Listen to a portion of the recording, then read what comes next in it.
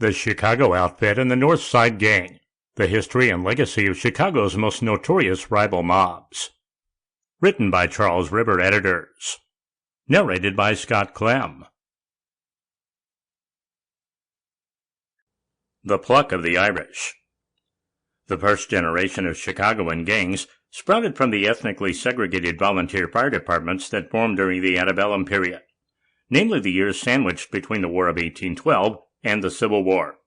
These fire squads, mostly consisting of young white cloth caps, were a fiercely competitive breed, and not only did these squads contend for exemplary scores when it came to their departmental assessments, they organized social gatherings attended by those in their neighborhoods and scuffled with intruders who trespassed on their turf. Back in the day, membership in these squads was to most young men a badge of honor, one that showcased their virile machismo. In time, these fire squads were retired and phased out by the advent of professional firefighting departments. These first-generation gangsters relocated to pubs, brothels, and other after-hours hangouts, and were eventually scouted out by so-called political fixers.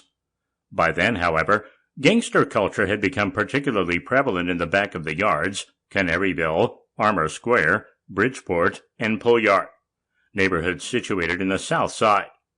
Likewise, in the North Side, Little Hell and the northern quarter of Lake Township by the Union Stockyards became overrun by Irish gangs such as the Shielders and the Dookies. The Irish ruffians pickpocketed stockyard locals, hassled street vendors, and bedeviled Jewish, Polish, and German immigrants. The incessant fits of infighting only further inflamed the civilians' decaying sense of security. As the old proverb put it, many who couldn't beat them joined them. Moreover, shimming politicians and entrepreneurs spotted the opportunity and sought out the services of these Irish hoodlums. These former Irish fire squads were rebranded as athletic clubs, including Reagan's Colts, the Old Rose Athletic Club, and the Hamburg Club. These illusory sports clubs, which were headquartered in local taverns, supposedly had over 100 able-bodied men registered in each of their rosters. These sports clubs, and their politician benefactors, were tethered to an unspoken but binding agreement, one ultimately adopted by the successors of both parties. In exchange for ballot box stuffing and other voter manipulation tactics that ensured the victories of their patrons and their allies, the employers of these sports clubs turned a blind eye to the many transgressions of its members and worked behind the scenes to shorten inescapable sentences. The friction within these Irish gangs only worsened with time. Armed with clubs, blades, and broken bottles, they tussled with one another in the mean streets of Lake Township, the aggressors operating under the instructions of their ward bosses.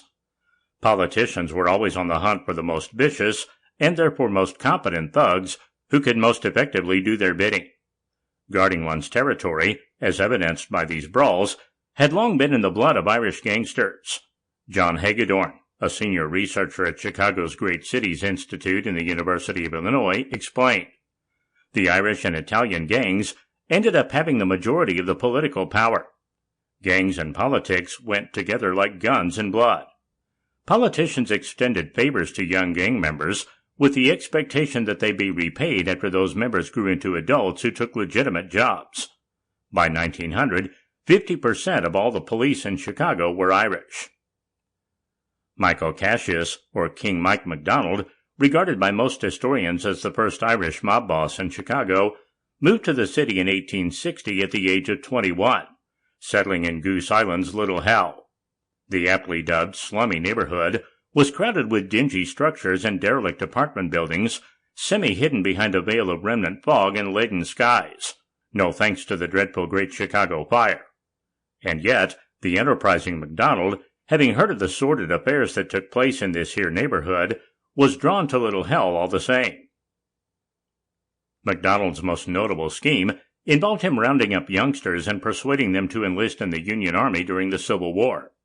A portion of the $300, roughly $9,000 today, bonus each soldier collected upon enlisting, was set aside for MacDonald, but rather than serve in the Union Army as promised, many of these soldiers skipped town with the aid of their conniving Irish partner, only to sign up in the next round under a false name, which earned them another $300.